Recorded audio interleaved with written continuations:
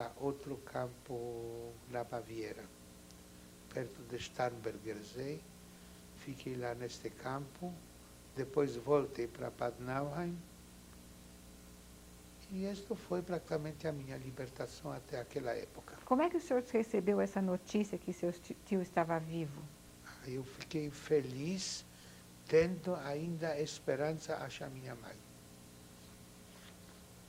E quem trouxe essa notícia para o senhor? Alguém, porque a gente perguntava, todo mundo, depois da libertação, a gente perguntava, você achou esse, você achou esse? E que notícia que o senhor recebeu sobre a sua mãe? Sobre mãe, depois, na Baviera, uma mulher encontra uma Baviera do Ghetto Lodge, e ela me disse que ela foi retida por Mengele e enviada à Câmara de Gás. E depois que o senhor se curou da tuberculose, o senhor começou a procurar um trabalho ou uma maneira de ganhar vida? Eu trabalhei lá em Bad Nauheim, foi organizada uma escola profissional, e eu, como instrutor, fiquei também atuando algum tempo. Instrutor do Noção quê? de tempo não te posso dizer nada, porque a gente perdia a noção do tempo. Depois tudo isso que passou, tanto no campo, como se a gente ficar perdendo a noção de tempo.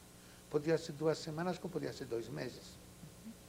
E quando é que o senhor se curou e recuperou a saúde? A saúde se disse, não sei, só Deus que sabe, da mesma maneira como foi milagre me sobreviver à guerra, porque tudo o que te contei é uma só fração de tudo que eu passei, porque não você ficaria ficando aqui dias e dias, semanas e semanas, para me contar tudo o que passou. É uma fração, mas tudo se encaixava numa forma que qualquer uma coisinha desse quebra-cabeças não seria no lugar, eu não sobrevivi à guerra.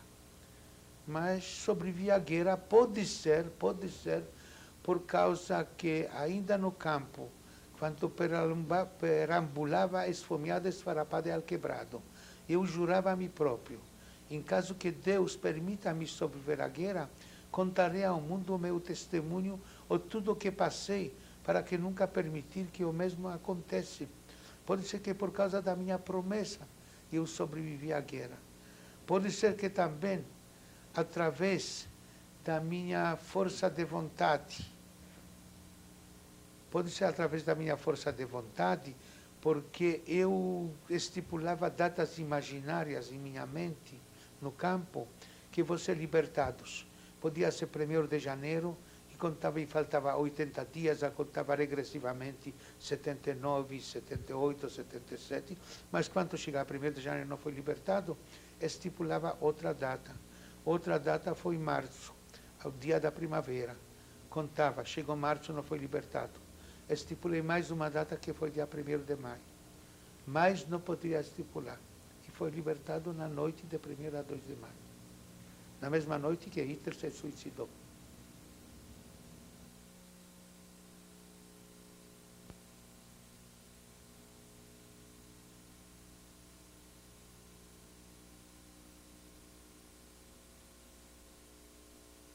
O senhor já se recuperou de saúde depois da guerra. E como é que o senhor começou, então, a encarar a renovação da sua vida? Que idade o senhor tinha? Quando a guerra começou, eu tinha 14 anos. Quando a guerra terminou, eu tinha 20 anos. Quando a guerra terminou. Aí eu, sim, na Alemanha, como te disse, todas as pessoas eram complexadas. E durante a guerra não sabia o que fazer. Quando chegou aqui, praticamente podemos dizer uma convocação para ir como imigrante clandestino a Israel, como Aliabet. Como é que o senhor soube disso? Não, vieram depois da guerra, vieram shlichim, vieram mensageiros de Israel, enviados de Israel, e aí me apresentei.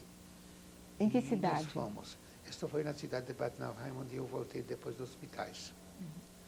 E depois eu me apresentei, nós fomos levados para a França, uma cidade portuária perto de Marselha que se chamava Bandol, e de lá fomos levados num navio dos emigrantes clandestinos, praticamente não um navio, podemos dizer um barco de pesca, não sei em que forma, foram aglomerados lá mais que 200 pessoas. No caminho ainda foram de outro barco transferidos, mas de outro barco, 150 judeus marroquinos, que tinham juntos 350. Dormimos lá, sabe, numas prateleiras, como podemos dizer, como sardinhas, as pessoas. O barco parecia pequeno, e era de fato pequeno.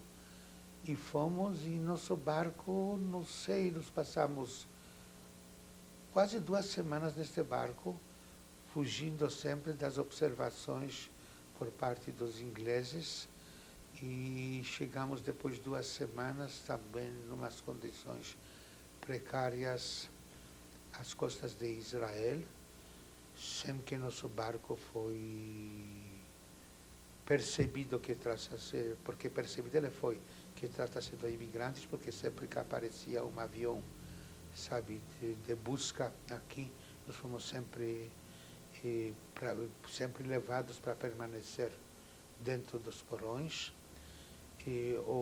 Esse nosso navio, em aspas, foi repintado várias vezes no caminho, rebatizado e cada vez com outra bandeira.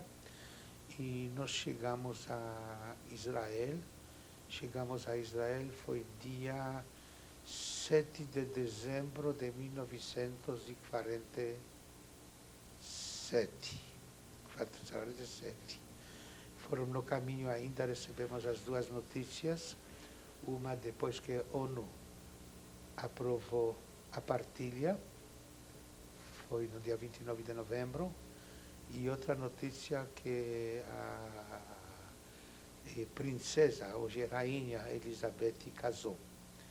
Inclusive uma mulher disse para nós que ela deseja a ela uma lua de mel para passar aqui num passeio como nós estamos passando com o nosso navio.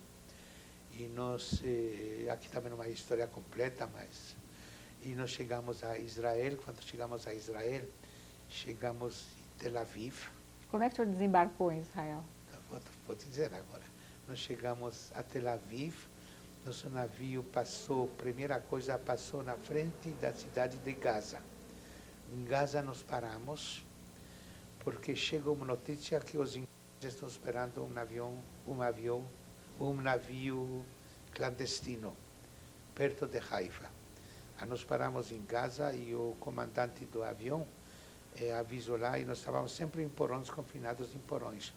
Aviso que falta para ele uma peça de motor diesel, assim, ou eles podem arrumar esta peça, uma peça difícil, que sabia que fica difícil para arrumar, e ele pediu para arrumar esta peça, porque o navio não vai poder continuar com sua viagem.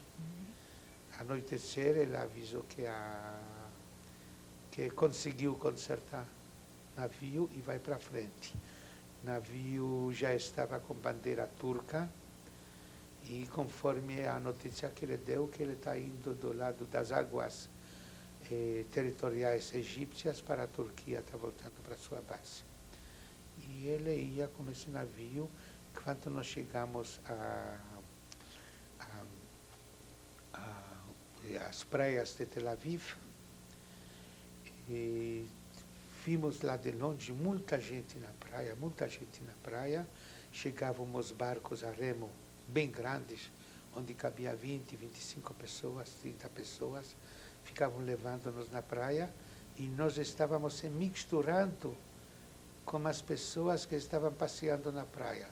Mas milhares de pessoas estavam passeando na praia, se misturando, e levados aqui, eu fui levado com mais 2 rapazes, bateram na porta de um apartamento, aqui são clandestinos, deixa eles entrar. Fomos lá recebidos, deram para nós tomar café e tomamos banho lá.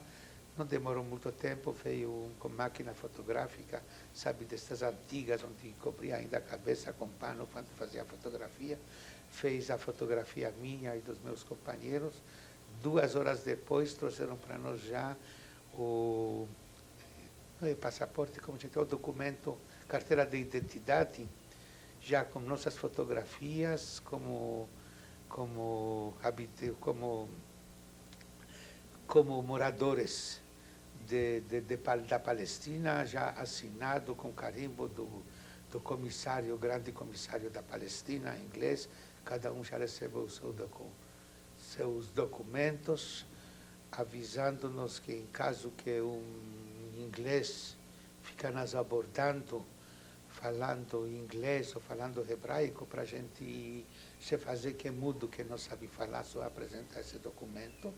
E assim eu pedi uma pessoa lá que procura minha tia, porque tinha família em Israel, e ele telefonou e depois ele me levou a minha tia na casa dela, eu passei na casa dela uma semana, ou 10 ou 15 dias, depois comecei a trabalhar e se integrei aqui na vida em Israel. O nome da sua tia, Sr. Ben Abraham? Toba Abramovich. Ela de casa Nekrit, é a irmã do meu pai. Tá certo? Inclusive, ela morreu aqui pouco tempo atrás. Tem filho e filhas. Ele é médico, chefe, lá, acho que é chefe geral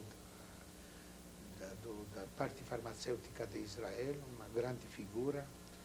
Filha dela também, grande arquitecta, uma destacada arquitecta. Esteve aqui recentemente lá também, que sempre quando vou visito eles. E me integrei e comecei a trabalhar como mecânico.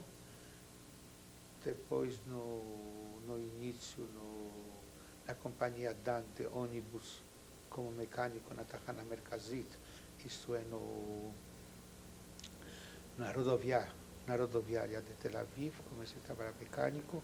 Depois, quando a guerra começou, trabalhei já convocado com caminhão pesado, porque é pesado lá, para serviço do exército.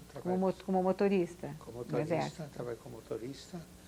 Depois fiquei aqui, depois trabalhei na companhia El Al, que cheguei a ser aqui chefe de equipamento terrestre da companhia, os geradores, motores, compressores, etc., etc., tudo assim.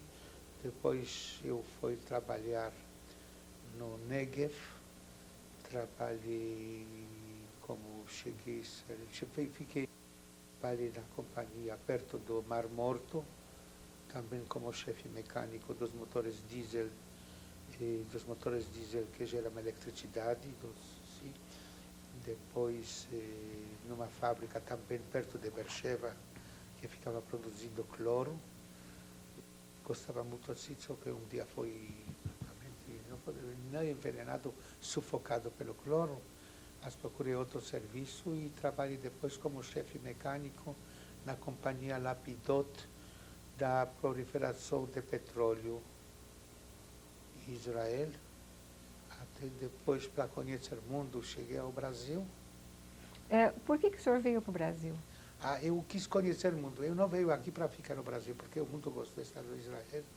E veio aqui ao Brasil para conhecer o mundo, para um tempo só e depois para voltar.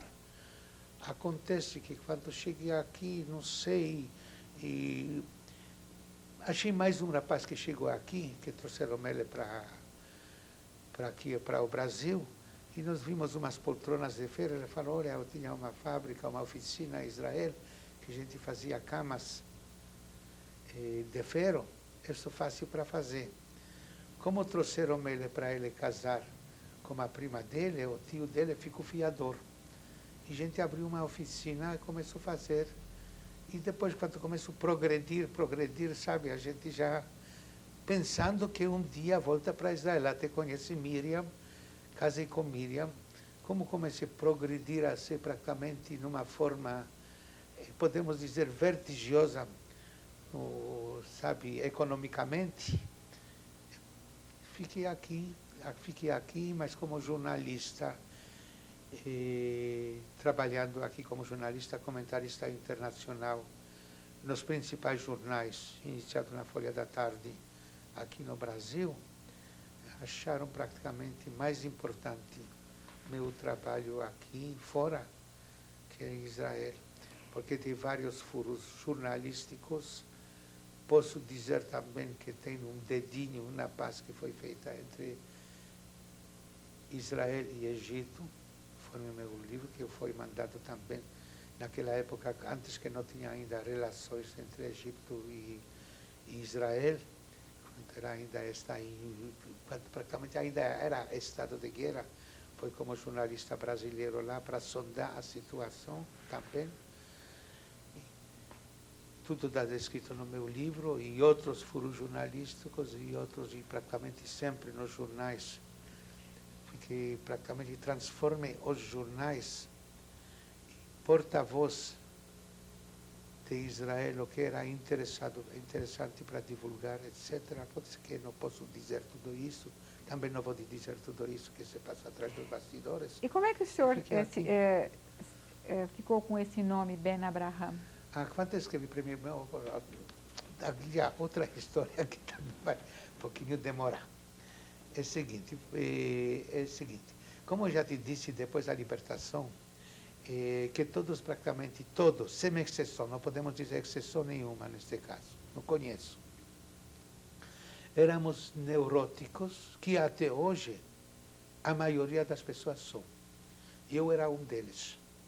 Eu não podia ver, por exemplo, essas fotográficas dos campos de concentração, essas fotográficas trágicas, essas fotográficas horrorosas dos enforcamentos, etc. Quando eu vi essas fotografias, eu fiquei doente. Quando assisti uma peça com Miriam, com minha esposa, o Diário da Anne Frank, demorou meses e meses até poder me recuperar desta peça. E à noite Miriam me dizia que eu gritava, acordava suado, como suor gelado. Quando era doente, eu falava de febre, como se fosse gueto. E Miriam me contava tudo isso. E um dia, quando eu esteve lá em Israel, levei meu filho Jacques para Bar Mitzvah em Israel. E eu fui no Instituto Yad Vashem com ele, porque Bar Mitzvah ele fez ao lado do Kotel HaMaravi. E foi Yad Vashem. Eu me lembrei da minha promessa nos campos, para contarei ao mundo o que passou. E quando cheguei, comecei a escrever livro, meus depoimentos, e o mundo silenciou. Um livro dos meus depoimentos, dos dias, alguns dias antes que a guerra começou, até o dia da minha libertação. Praticamente me despedi perante o leitor de tudo o que passei. E na hora que acabei esse livro, foi exorcitado de tudo o que eu passei, como se eu não fosse pessoa que passou, como se eu fosse testemunha de tudo o que passou comigo e tudo o que presenciei. Já não me importava essas fotografias, já não importa das conferências nas universidades, nas escolas para jovens, porque dedico toda a minha vida para divulgar tudo o que passou, para não permitir que isso repita-se contra quem quer que seja. Eu me despi e coloquei tudo no livro. E a partir desta data, tudo como fosse uma outra pessoa. Agora, quando o livro foi pronto, se me perguntam por que dei o nome de Ben Abraham. Eu achei que eu não posso escrever em meu próprio nome. Eu preciso escrever em nome de todos os judeus. Como todos somos filhos de Abraão, e por acaso meu pai se chamava também Abraão, adotei o nome como Ben Abraham, identificando-se assim como judeu, em todos os aspectos, em todos os jornais.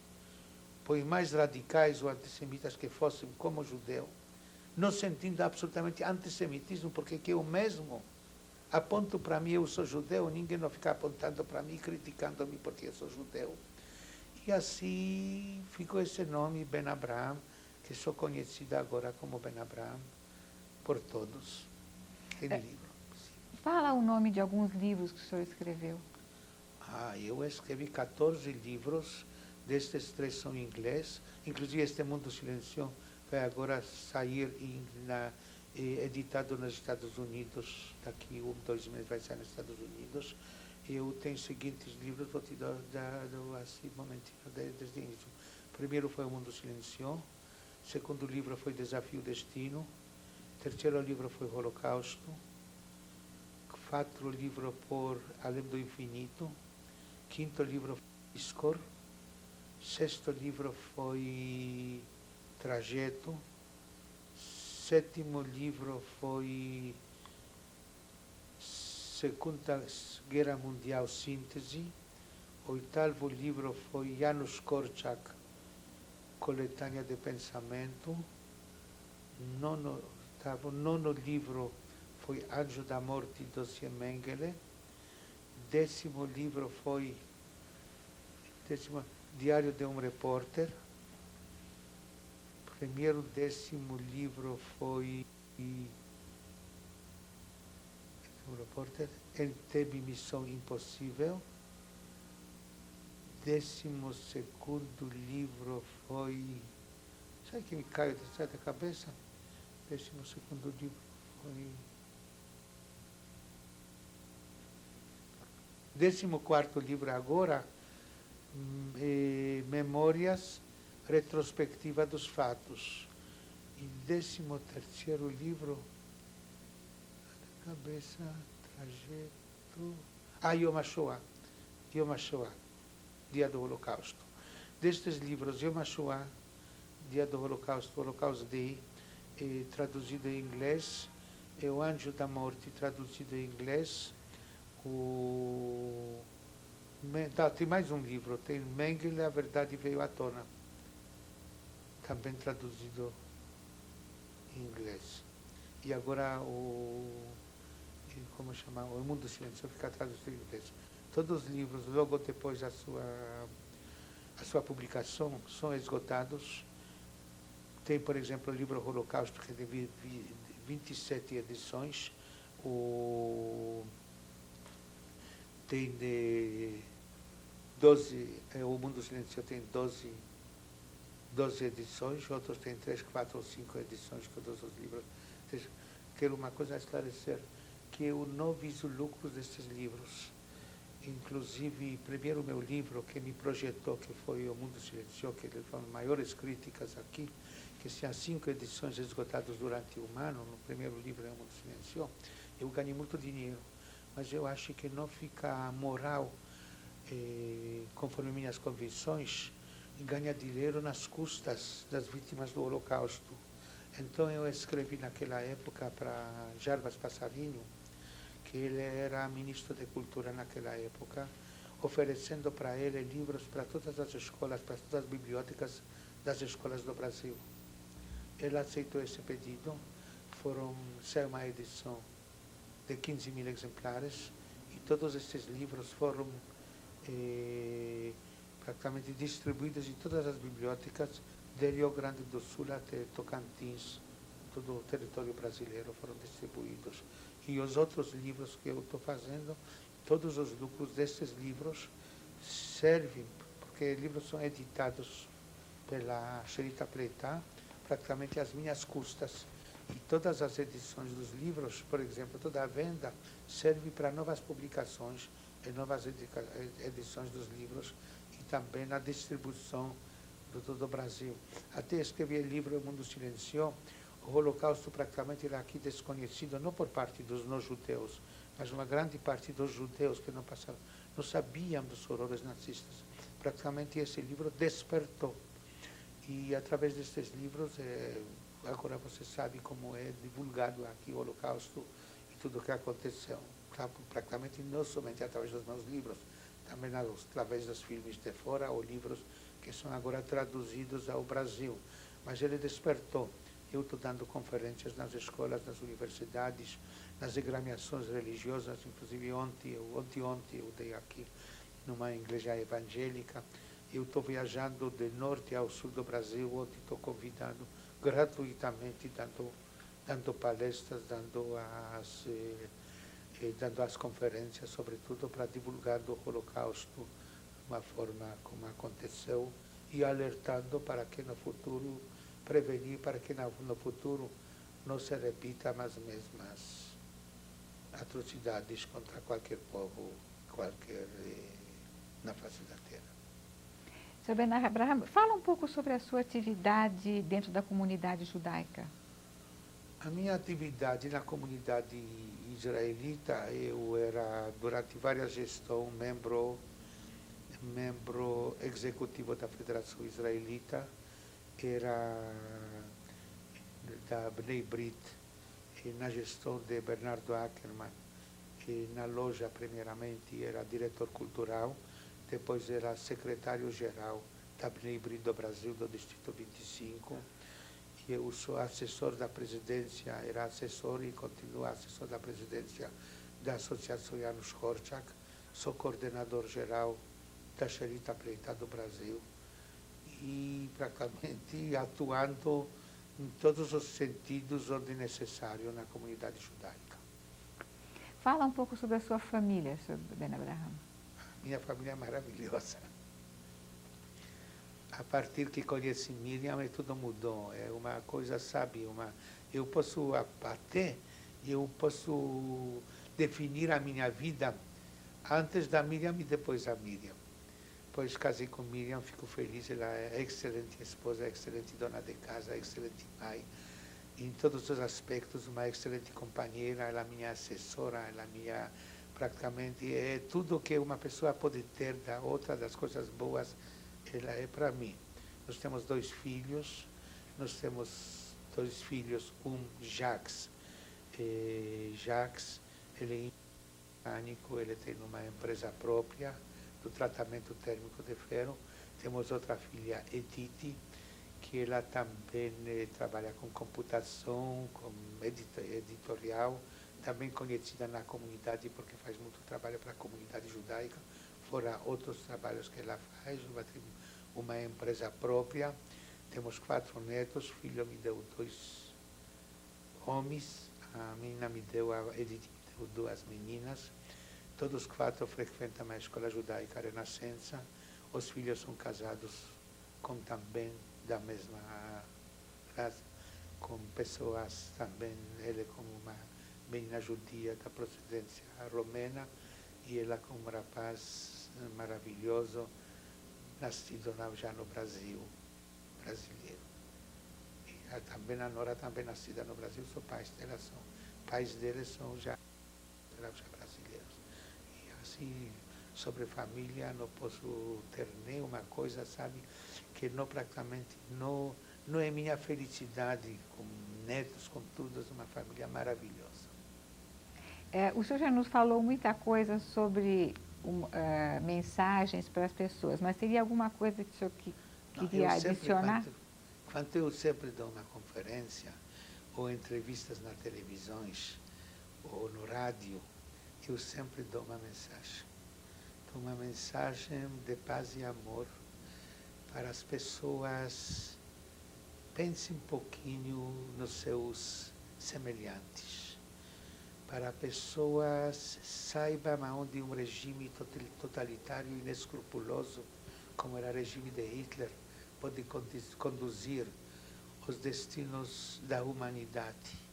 Para pensem nós judeus, que sobrevivemos até os dias de hoje, graças às nossas lembranças trágicas, graças que durante a noite da Haggadah